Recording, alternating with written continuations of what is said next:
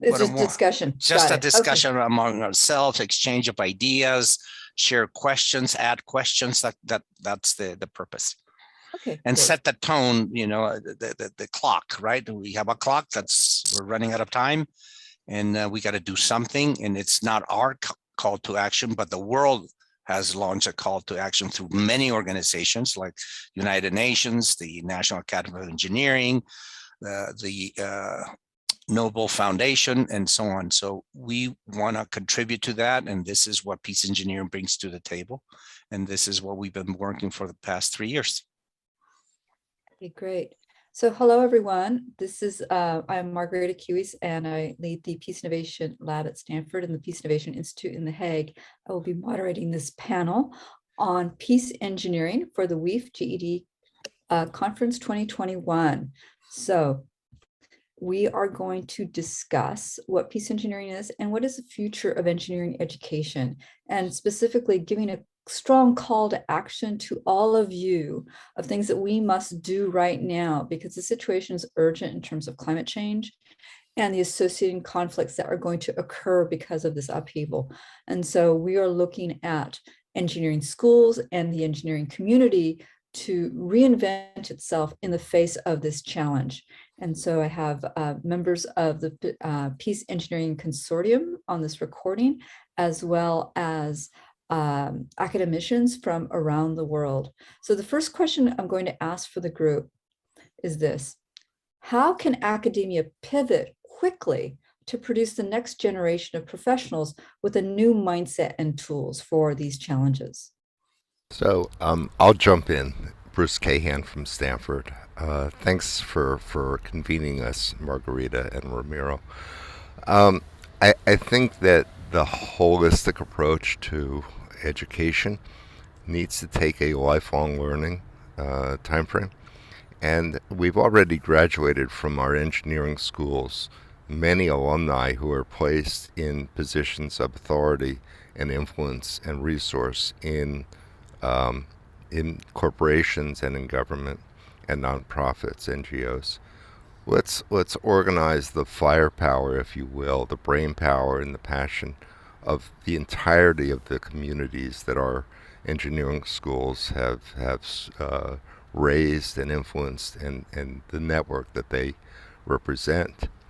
If 2030 is an important time frame for climate change to be mitigated, what could we do to gain a year or 5 or 10 years to 2040, 2050 in order to develop the new technologies in our engineering and other domains to combat climate change? That answer and the money to make it happen isn't only within our schools, it's within our graduates. And so let's use the entirety of that community of influence to make sure that we are considering this an Independence Day moment where the aliens are climate change, and we are trying to create a global set of actors focused on a single mission. Okay.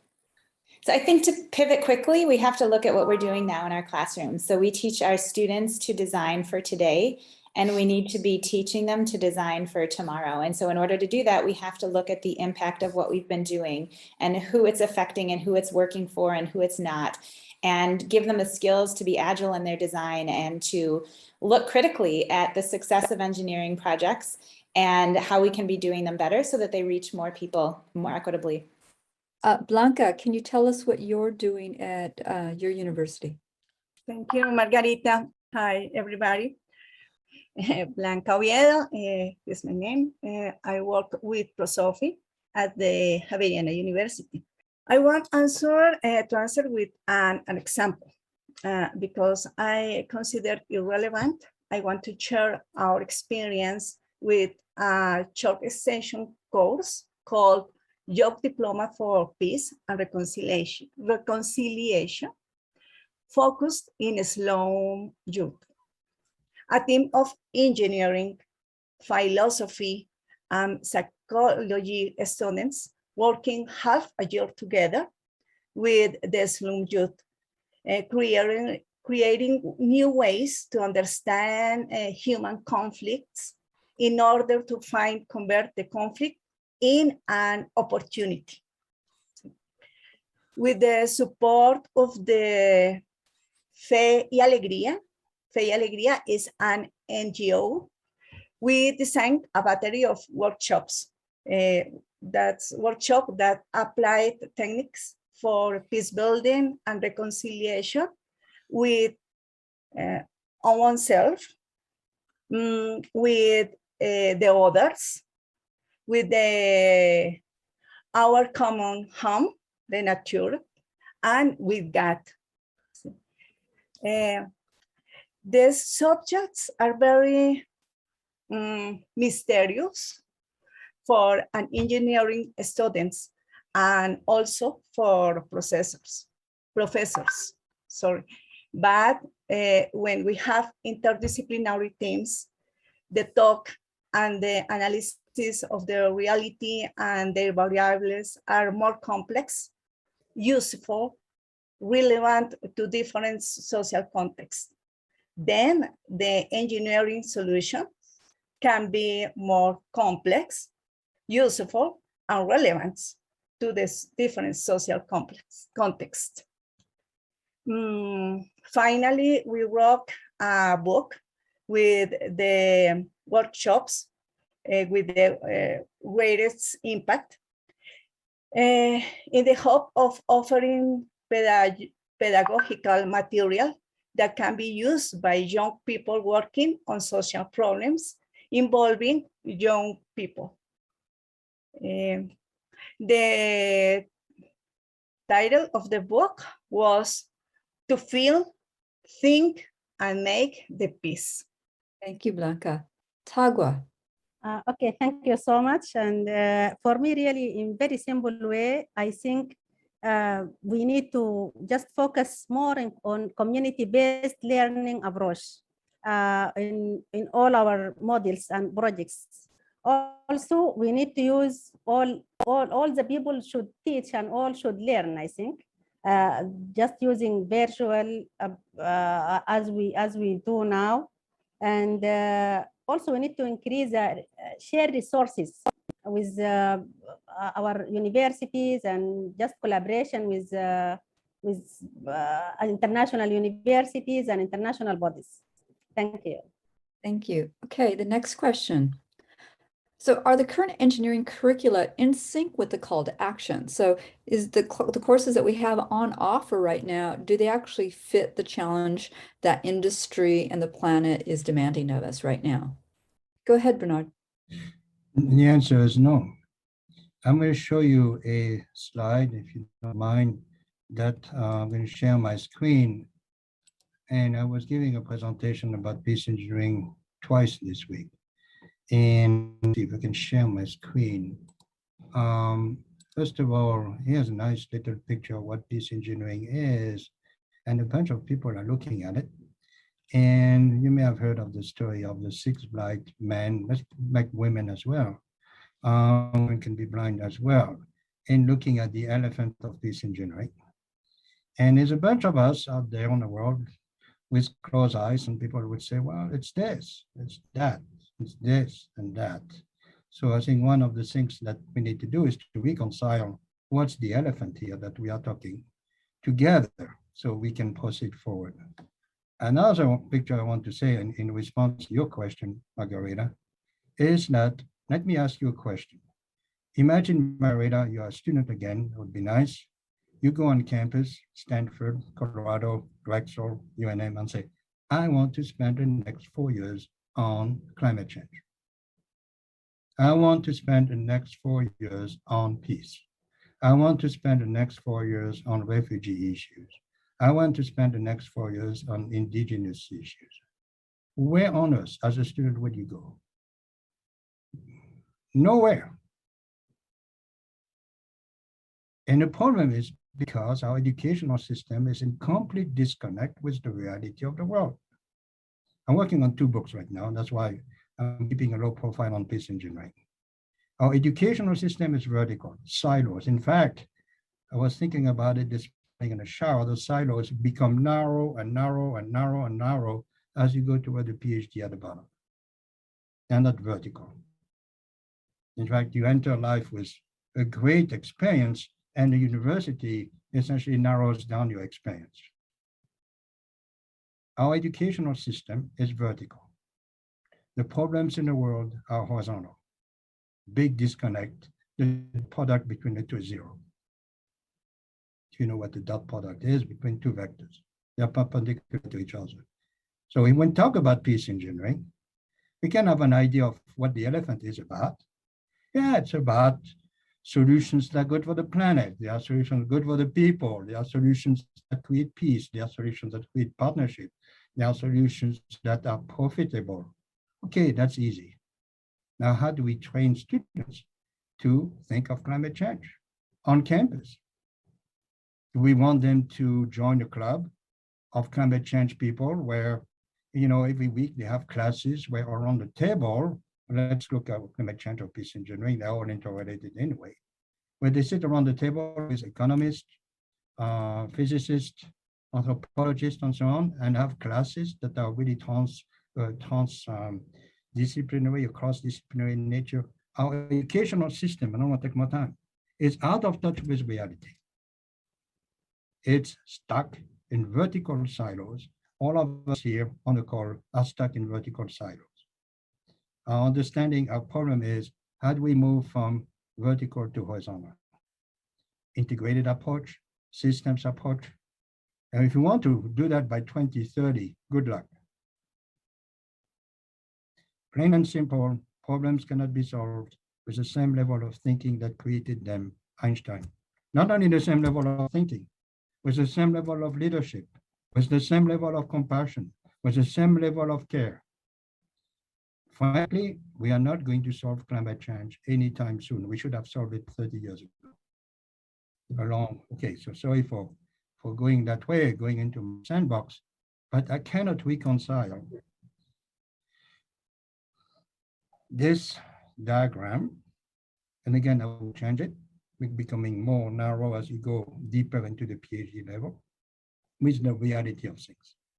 A bit what, if you ever read Gulliver's Travel, there's a section where Gulliver goes to the academy. Boy, there are some great people in the academy, people with PhDs and degrees and so on, doing experiments that are useless to the population outside the academy where they're all starving to death. That's our educational system today. Thank you for your attention. Thank you, Bernard. And that seems like a natural segue into the next question. And this is reimagining education in terms of programs. So in the academy, we stand up minor programs, undergraduate and graduate programs, executive education, micro-credentials, stackable degrees, certifications. How are you using these tools to begin to make some change within your university and to tailor it for your community needs? And certainly in my area, one of the things I look at quite a bit is executive education, because in addition to training undergrads, we also need to train professionals who are actively working right now. And so what is the role of the university to reach forward into industry and to retool those professionals so we have that human capacity on the ground in industry? So I'm going to open it up to everyone and see what you're doing, what new programs, what experiments you're doing. It could be, again, there's a lot going on in micro-credentials and so on, in addition to the traditional programs of majors, minors, PhD programs, and whatnot. Okay, very good. Go ahead, Carlos. And by the way, for the Spanish speakers, if you want to speak in Spanish instead, that's fine. I would think that when we do the video editing, we can do captioning if that's more comfortable for you in translation. Thank you, Margarita. My name is Carlos Fuquene from Universidad Javeriana in Bogota, Colombia. And as you have mentioned before, this journey hasn't finished yet. We are just in the beginnings. The process of review our specific actions and the continual improvement of the curriculum is a permanent activity. It has become a challenge to respond in an innovative and also a creative way to face different scenarios, specifically in Colombia. We have offered a space for doing research for graduate and undergraduate programs. Even some people from abroad come here to do some specific research activities within the communities and for the communities. And we have different possibilities, like for example, to go and work with the community and also to offer what we call a social semester, that our students go into little towns from 4 or 5 months, and they spend time with the community and help them to build solutions or take an approximation to the problems from the technological aspects. But I think that we are just beginning in these scenarios. And thank you for inviting us to be today with you. And I think this is a wonderful space to continue building an engineering for peace. Thanks. So Joe, oh no, go ahead, Mira, and then we'll talk with Joe. Then we can go to, yeah. So thank you. I agree with Carlos and everything that you've said. I think one of the things that we can pivot at universities is who defines what's important as research. Traditionally, universities decide research priorities, and sometimes we get it right in terms of what's useful and important for society, and sometimes we don't. And I think with more partnered approaches, we'll do a better job at using university resources to advance society needs. And that's a change that we can make in how we define what we work on, how we co-define with community partners. Great. So I wanted to talk and have a little short exchange with Joe. One of the things that we did, because of necessity being the mother of all invention and innovation, the Peace Innovation Lab in Drexel started a collaboration last March at the beginning of the pandemic. And Joe, why don't you tell the story? Well, yes, and Margarita, thank you for taking this on, and Ramiro as well, just overall for the event today. But Margarita and I worked on at the beginning of the pandemic was just something that grew quickly and sort of beyond our expectations. But with the beginning of the pandemic, Drexel has a co-op program. And so 6 months out of the year, students are doing experiential learning, typically being paid. With the beginning of the pandemic, those opportunities just disappeared. And we had a small group of students reach out and ask if they could co-op on peace engineering. And so Margarita and I put our heads together and we said, sure, we can figure this out. By the end of the week, we had 35 students who had asked to co-op with us. And all of a sudden we were saying, wow, this is a real opportunity to do something we had never anticipated before. And interestingly, that was repeated 2 more times before we completed graduated our last group. And I think all together, Margarita, including a couple of the universities that ended up participating, we had about 140 students. Something like come that. through that program. Yeah, we had Drexel and Georgetown and Yale and some Oberlin students, and our Georgetown intern launched a educational startup in India as part of the program. Yeah, and it was an amazing 18 months to be participating in this, because we started without a clear idea other than knowing that students were very passionate about this idea of peace engineering. And it evolved into a program where we were doing some really creative, innovative things in terms of business development around peace and peace engineering. And our students, the feedback was just remarkable, really. I mean, the students really enjoyed this. They were never paid for their time in the program. And I think it changed a number of people's lives. And we've had a number of students who've changed their major to consider a master's degree in peace engineering. We've had people who've stayed on with the Peace Engineering Lab to work in that environment on peace. We had students from every engineering discipline at Drexel, as well as we had people from the nursing school, psychology, Margarita, help me out here. We had people come from all over campus. We did also the business, Business you know, school, definitely. business school, definitely. I think what was interesting about the experience is we started out and Joe said, this is like the beginning of this pandemic. There's all this perishable data. Can we do this? And so we said, all right, can we create a common operating picture? And so these students were thrown into the deep end of the pool, having to do questionnaires, surveys in their region, say like, okay, what's the impact of military families? What's the impact in Spain? What's the impact with the elderly? And it was like, this is real life, kids. We got to move fast. You got to learn. And every once in a while, I'd look at them and say, do you want me to Google that for you? Just because it was like, there's no, they say like, where's the textbook and where are there answers in the back of the book? And we're just like, no, this is real life. And every 6 months we'd get a new cohort and we'd just throw them into the deep end of the pool. And the reaction was always the same, Joe. It was like, what am I doing? And go like, no, we're going to learn on our feet. At the end of 6 months, you're going to have skills and abilities that you did not know that you were capable of at the beginning.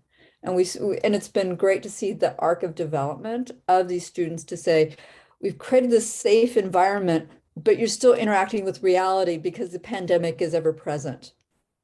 And the last cohort, we turned it into a venture studio and we said, all right, we are going to explore how to build peace tech businesses, companies that are ESG native, that look at some of the UN SDGs. How can we start incorporating that into this innovation process, into this brainstorming? How might we make this sustainable? How might we make this company just? How might we make it inclusive and diverse and really meet how can we co-create with the community that we're looking to serve in this sort of business incubator accelerator context?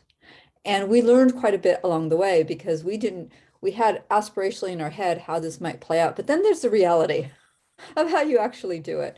And collectively, I think that it moved us so much further ahead. But the thing that it gave me was insight that we could actually create very powerful, discrete programs that are outside of the arc of a 4-year degree, but you could actually stand up a 6-month program, create an opportunity to have develop marketable, tangible business skills for these students and their resumes. So they learned search engine optimization, they built websites, they wrote.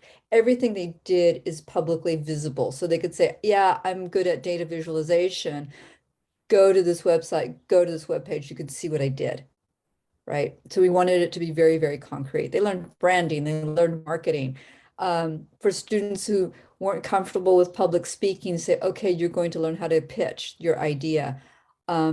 These things have been done in the past, but we did it in the context of this problem. And because they had this sense of urgency of wanting to do something in that area, and it was holistic and comprehensive. I think that creating more of those opportunities where students touch reality will help us get to where we want to go. The other thing I would add to that is that most of us have lived in the world of peace through strength, not peace through innovation. And these students got a chance to think about how innovation creates peace. So that's a positive peace framework, and they loved it. And the more students who could start thinking about peace as an opportunity and peace as a way to be professionally active, to do well while doing good, I think to me, gives me the greatest hope for our future.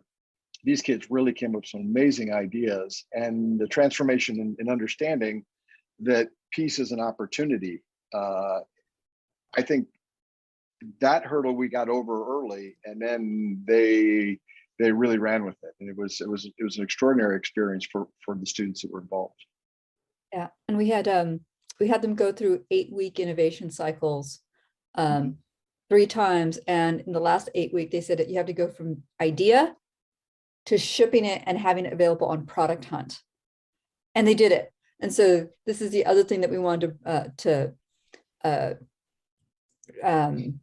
like reset in their heads of like, how long does it take to do something? We said, you can go from an idea to getting it out into the marketplace in 8 weeks. We want you to have this sense of urgency. We need to move fast. We need to move fast. And they were able to successfully do that in this program.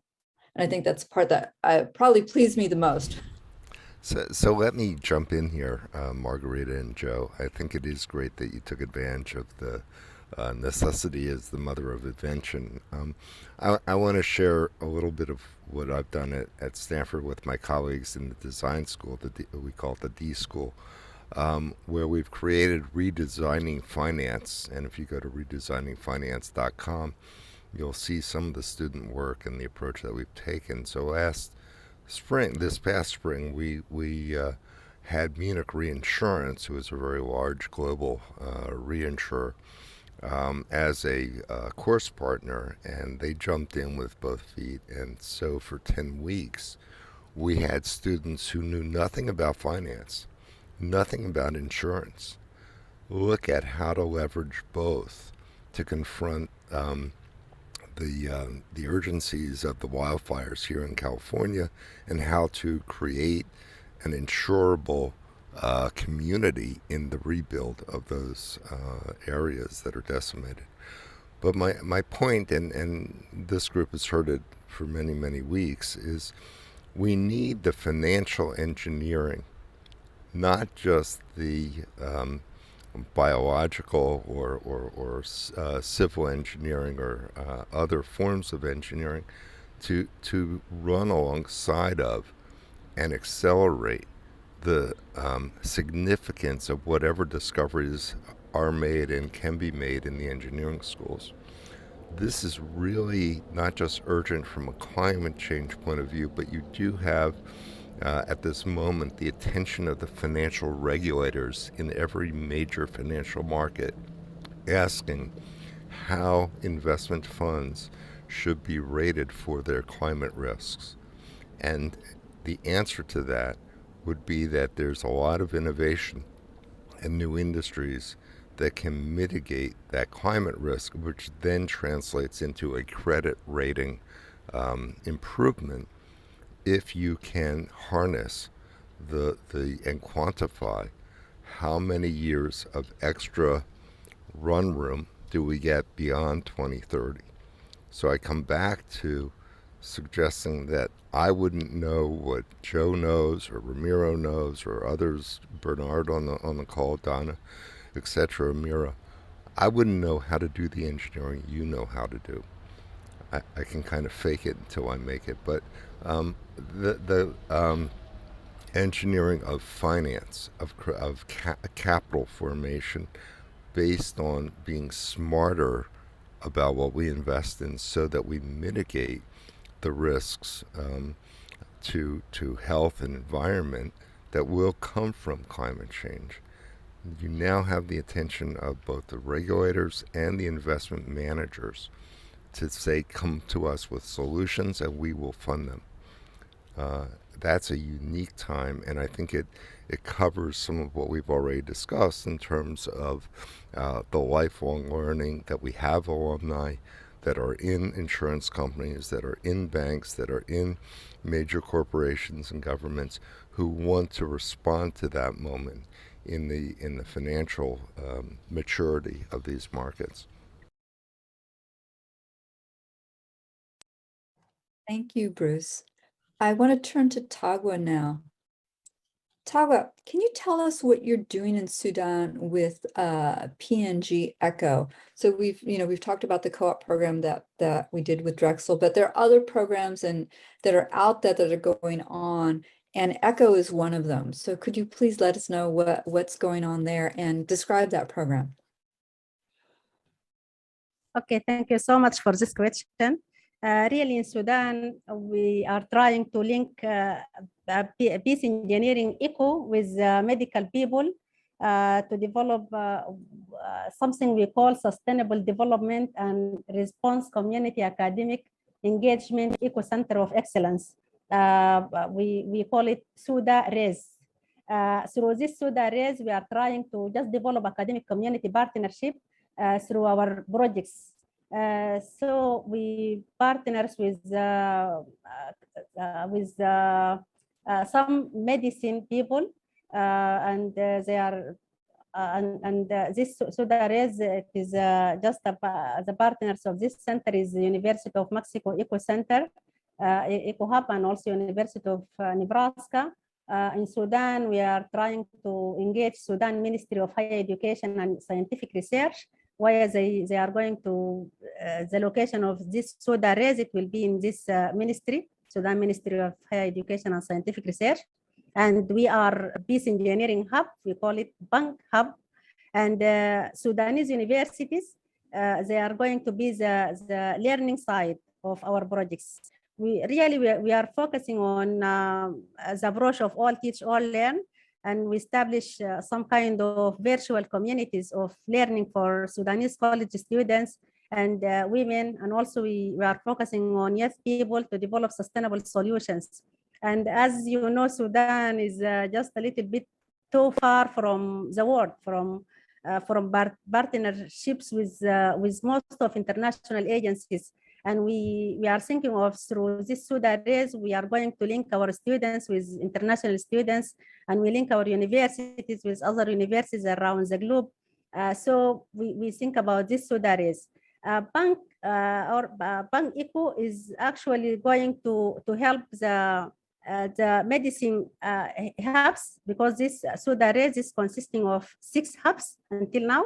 Peace Engineering is one of them, and there are 5 hubs for medicine people, all of it just focusing on community-based learning and community and projects from communities. And we are trying to help these 5 hubs for sustainable power and sustainable internet, and solve their problem regarding the infrastructure as general in the learning sites in all the universities. And we are trying to have 2 big Peace Engineering hubs in 2 big universities. And really we are focusing on 3 or 4 approaches. One of these, we are talking about technology innovation and support center Eco. And this is going to just develop or let the people and the students learn about peace engineering. Is just kind of peace to innovation, as our colleagues just said, talk about that. It is kind of peace to innovation. So this center is going to work in capacity building and turn the ideas to economic values. And also we are talking about community engineering response team. And this projects support the community-based learning also to solve real problems from the communities. We are talking about 7 or 8 universities are going to be as pilot for our projects. We selected these universities according to the distribution of the public universities in Sudan. We have 34 public universities. We have selected 7 universities to be the first learning site for our projects. And we selected 2 universities to be the hub of this Bank Eco, to be as Bank Eco hubs and work is during with other universities. And this we think also maybe it can increase the collaboration and partnership for multidisciplinary approach projects, because also we have lack here in Sudan for multidiscipline works and projects. We have problem in this side. Also, we think this CERT, Community Engineering Response Team projects, maybe going to help this. And now we already started to build something for waste to energy and waste to solid waste management and other projects we are talking about, and water and sanitation. There are some projects we are talking about solar energy, and we are talking about digital inclusion, and also we have the final part of Bank Eco will be something like consultancy services, or we can say monitoring the student activities of, but not individual students, but engineering students chapters, because there are so many engineering student chapters Some of them have their own resources. We need to increase the partnership between all of them and help them to share resources and infrastructures, and just monitor all their activities to support the sustainable development goals. Because here also we have lack in this area. Most of the people, they just work. They don't know how to link this with the SDGs and how to benefit from other resources the other universities have or the other people have. So this is our approach, and I think we are going very good on this. Just we have a little bit challenges regarding to the fund, because learning sites, all of them or most of them, they have shortage in power because we don't have sustainable power here. And we have just problem in the internet. It's a little bit slow in some areas because the universities we just selected is a little bit far from the center of Sudan or the capital of Sudan, and it has so many problems regarding to the internet also. So we are trying to just prepare the learning side, and also the media. We have a problem in this. All the lecture halls, it has is not well prepared with just multimedia, and we need to help on that. So just we are working here and there and try to communicate with all the people and link the people together to solve this problem so we can establish our work. Thank you so much. All right, thank you, Tauba, for the report out from Sudan. Mira, you've been doing some interesting work at Drexel. Tell us about it. Yeah, I think one thing that Drexel and all universities can actually leverage is the senior design process. Most engineering programs anywhere have a capstone design process, often for seniors, often as a culmination of everything that they've been learning. And we at Drexel, also our partners at Purdue, partner with C2P2. That's a community and college partners program. And what C2P2 does is they reach out to low-income communities and try to identify tangible projects that could be implemented and match those with university partners who have that expertise and can work it into the senior design process. And so the students do what they would be doing anyway, but in support of a specific community need. And what C2P2 also does is they then help leverage the federal resources to move that project forward once the students are done. So in many cases, our designs have turned into actual projects, a maker space that was built, a wastewater treatment, a rural wastewater treatment system that is being piloted. So most universities do a senior design, and if we just capitalize on existing partnerships and the needs of communities, we can increase the impact of what we're already doing and what our students are already learning. Donna's next. Hi, I'm with Peace Engineering ECHO as well, and I would like to, I love what Tago presented. We've been working with the Sudanese team. It's been a really great collaborative effort. And something else that's coming out of that is a model for rolling out this type of network in other countries. So I just wanted to add that to, what's already happening with Sudan and Peace Engineering ECHO and the medical ECHO is we look forward to working with other countries in rolling this kind of out, the same kind of thing out, because it's really a great collaboration. Great, thank you. Okay, so I'm going to move on to Carlos, and then we're going to switch topics after Carlos is done. I really have enjoyed all the initiatives that all of you have mentioned. I think that we are on the same zip code or on the same track, working to make a transformation, not only for the communities, but within our minds, in order to change our mindset and to take a different approximation to what is peace engineering, and not something that is aside from our regular work or our regular business, but something that constitutes the core of our activities, and also how can we change the mindset from the entrepreneurs and new professionals that they have the challenge to overcome in order to build a new planet and a new world. And thank you. I really have enjoyed hearing all of you with your wonderful initiatives. Thank you very much. Hey, so far we've touched on different things that the universities are doing in terms of programs, collaborations. We haven't really talked about accreditation. We have a whole lot of questions on this. I do want to ask a question around two questions. How do we weave the principles of peace engineering throughout the undergraduate curriculum? You know, what are the opportunities to do that? Because as Bernard said earlier, it's really more of a horizontal than a vertical. So, you know, that's ethics, you know, interacting with community, sustainability, diversity, inclusion, all of these things come into play.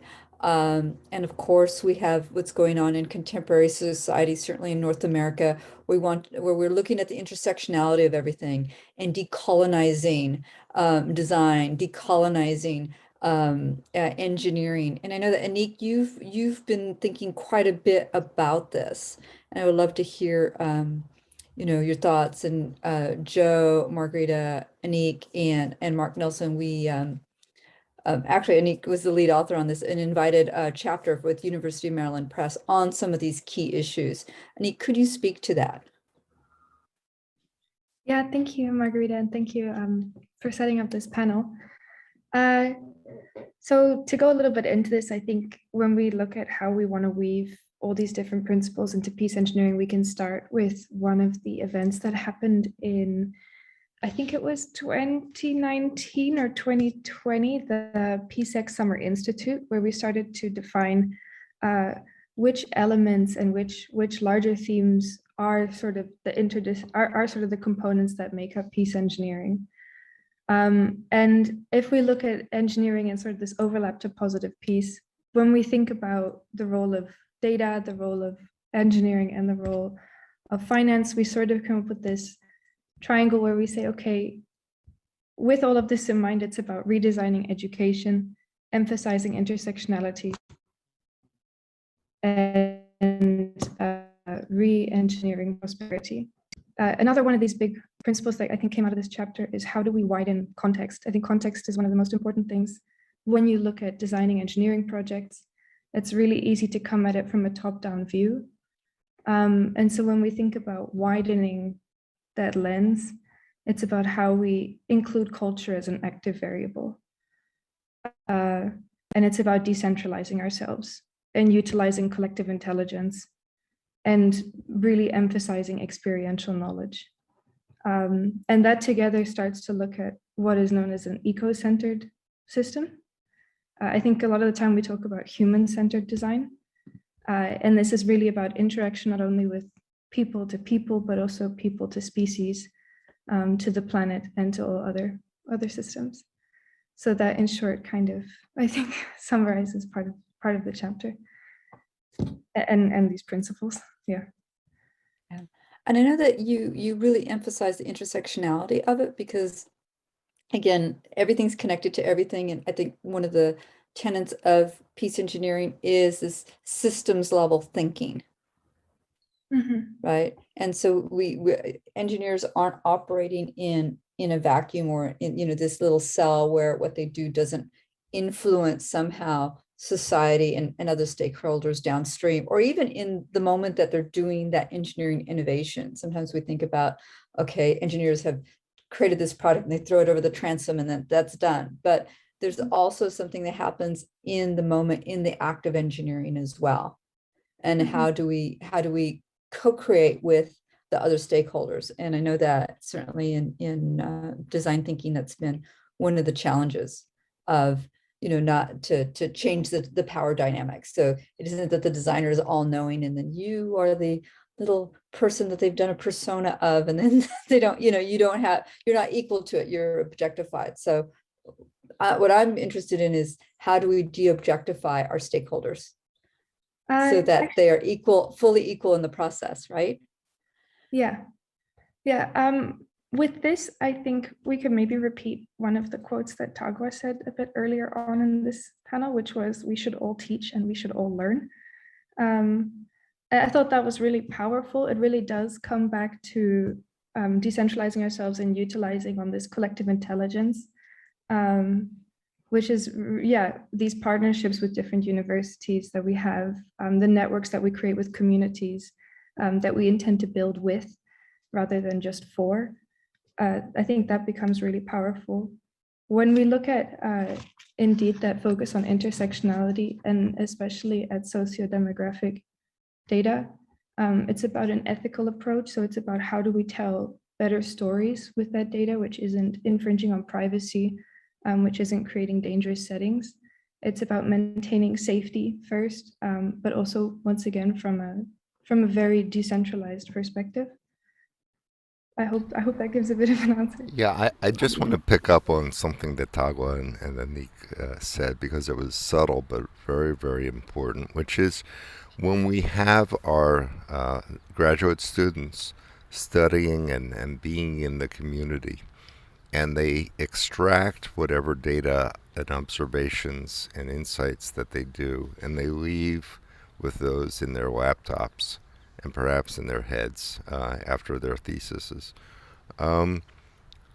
There's no accumulated knowledge that stays in the university, except in the footnotes of the thesis, and so I think, and coming back to Bernard's point, if we want intersectionality, if we think intersectionality is a real asset to be built through these universities, then we have to do a much better job of pooling the data and the metadata that are developed through the efforts of the engineering schools, so that it can be repurposed in a trustworthy way, in a respectful way, in a privacy protected way, so that we build on this knowledge not just by reading theses, but actually using the data in real time.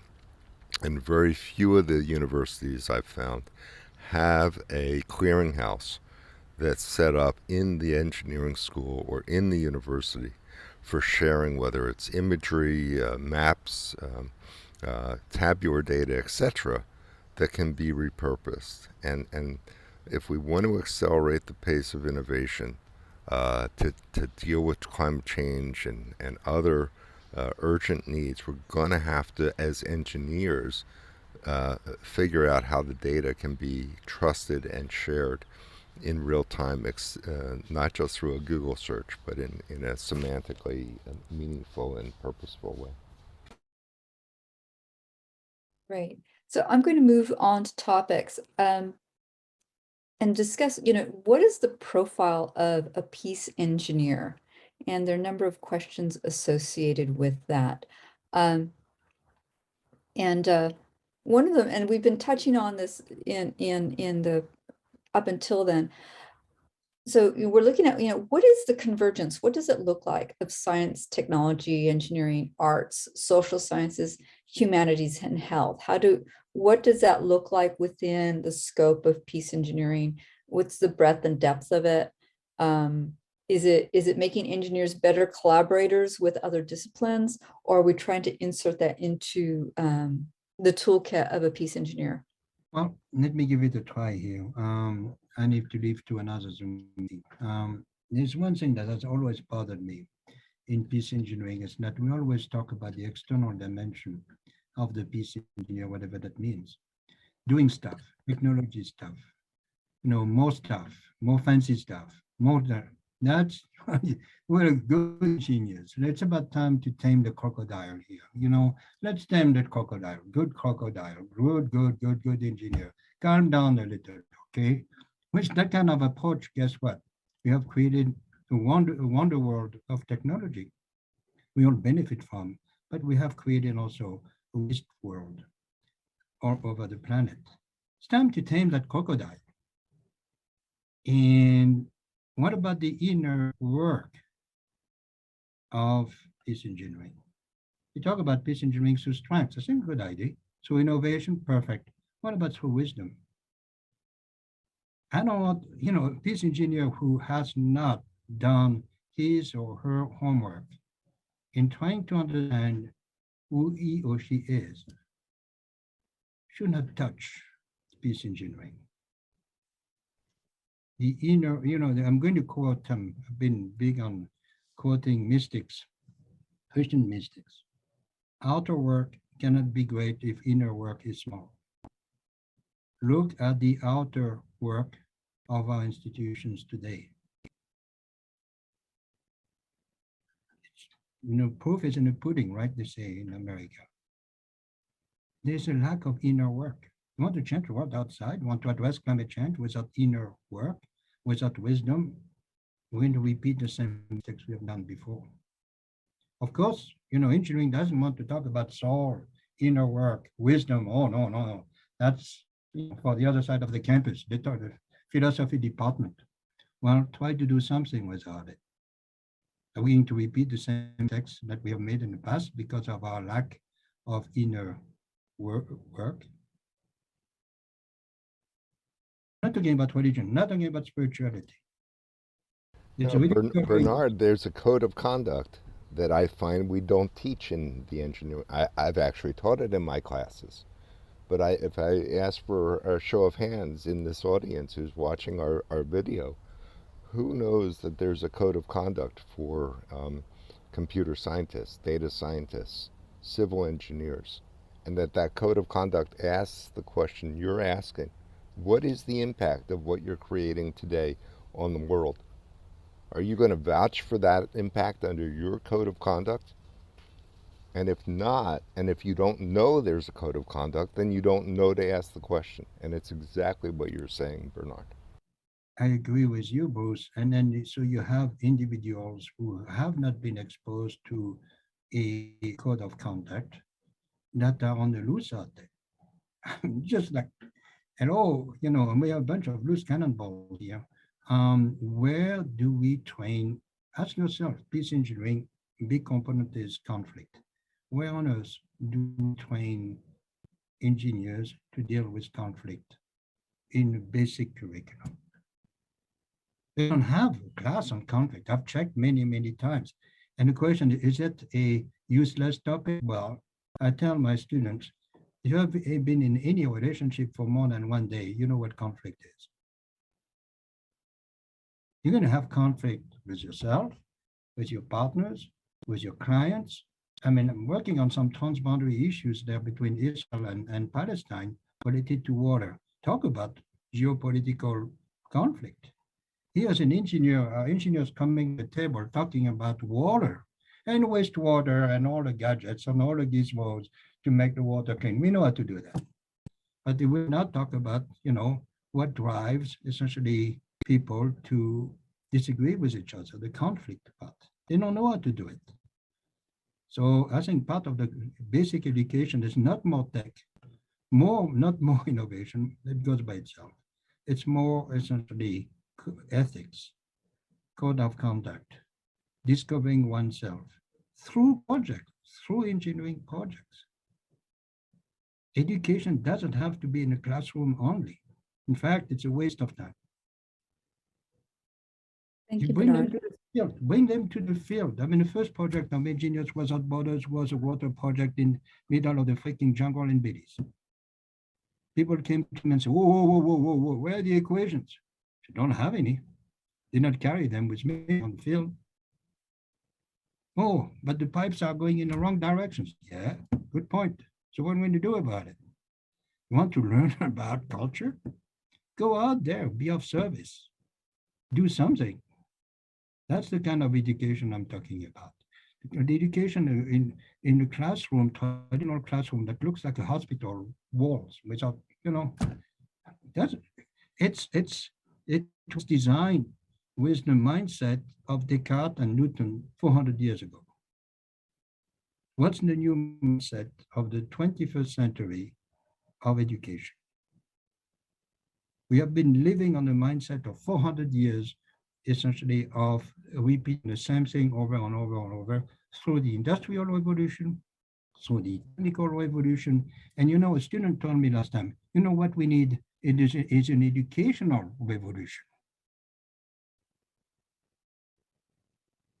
Think about it. So I want to throw a question out that's off script, which is, what are you sensing from students now, this generation of students?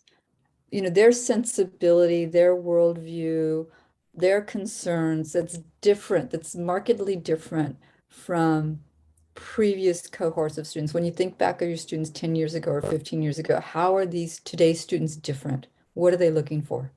They want to change the world yesterday. No more blah, blah, blah. Oh, I mean, 20 years ago, when I presented Engineers Without Borders to the students, they resonated to it. And they say, why? Because we want meaning. That's what they told me. So you don't have meaning in strengths of materials and statics and dynamics and what have you. I say, no, we are sick and tired of doing those problems at the end of chapter 5, which, by the way, have nothing to do with reality. Let's assume that the earth is flat, blah, blah, blah, blah, blah, blah, blah, blah, blah, blah, blah. Answer, yes, you get 5 points. No, you get 0. Nature is number one, the earth is not flat. And that's, I'm at the end of my career. I'm gonna say, am I living in an asylum here?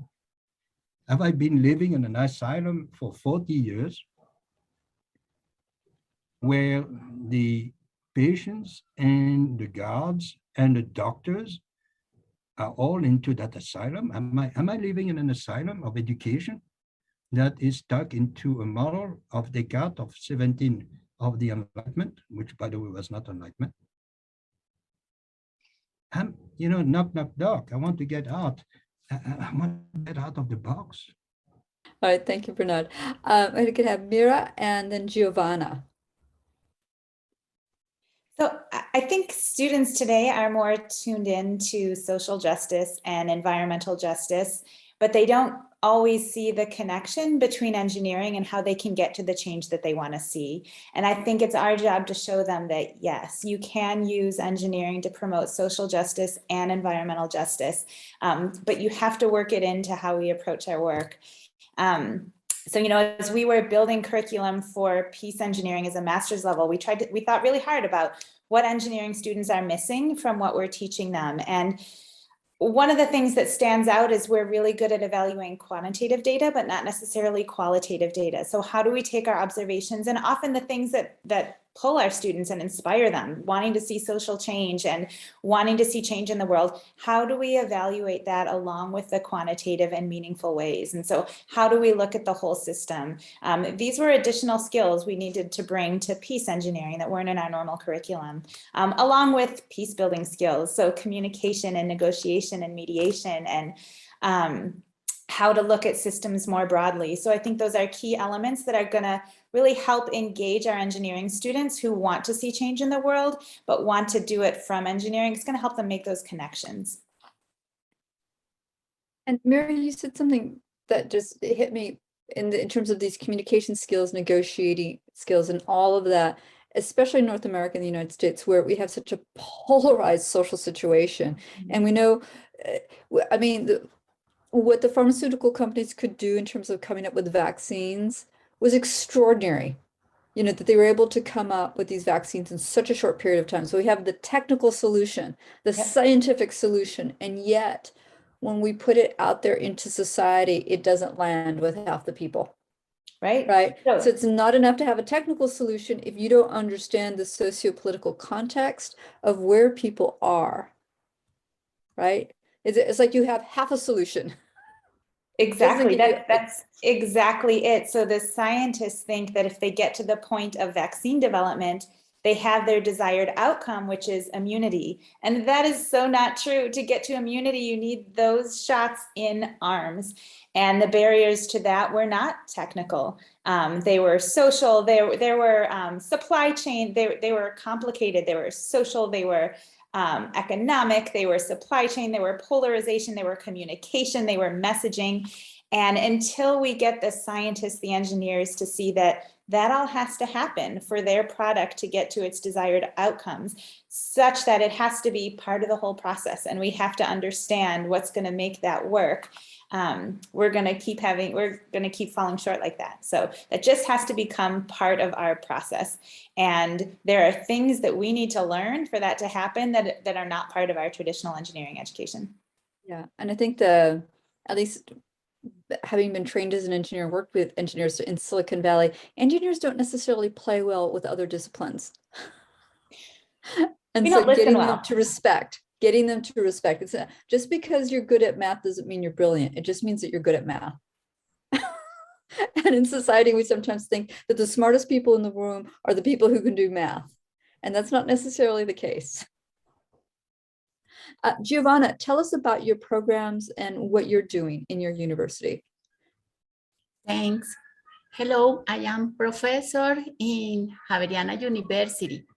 It's a pleasure to me share with you in this relevant meeting. I would like to share about our experience in the course Social Projects in Javeriana University. In our academic program, we have different social projects with undergraduate engineering students. The name of this course is Social Project University. I am coordinator of these projects. The last years, I have worked with the ProSofi program with projects in community named Usme, Bogotá, in a town vulnerable. In the chat, you can see the video about ProSofi program.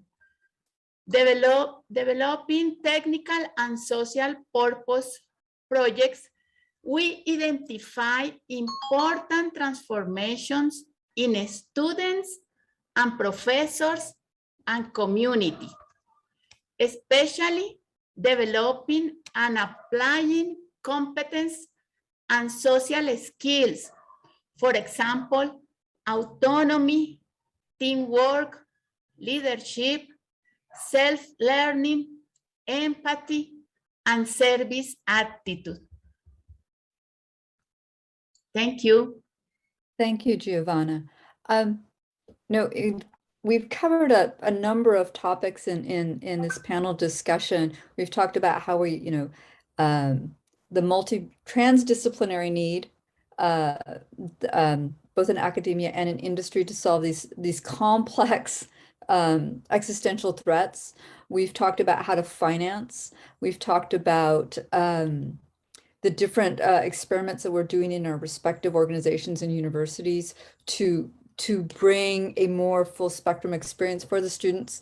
Wanted to talk about, because it's been very student oriented, like we need to, change the students, but what kind of transformation do we need to make in terms of the faculty, of the people who are teaching? So I would think that they also need to have some sort of a retraining or resetting as well. I just want to open that up to the group in terms of your thoughts. Well, it's hard to change faculty, but I think one thing that we can do at universities is make it easier for people to create pathways for community partnered work. It's not easy to do that work within the confines of academia. We're just used to the model where the research ideas are generated in academia, funded by agencies, and then carried out by students and implemented into society. And flipping that model comes with different timelines, different resource constraints, different distributions of how you spend your time as a faculty member. And I think the biggest thing that we can do is to support pathways for faculty to be able to meaningfully engage with communities, and know that it takes longer. It takes a great deal of time spent building trust and getting to know partners before you're actually implementing something. It takes commitment to the partnership ahead of the project, which is not how we generally think of things. So I think if we can create that culture within a university, there will be more and more faculty who will be able to find outlets and pathways for themselves to engage in this type of work. Carlos.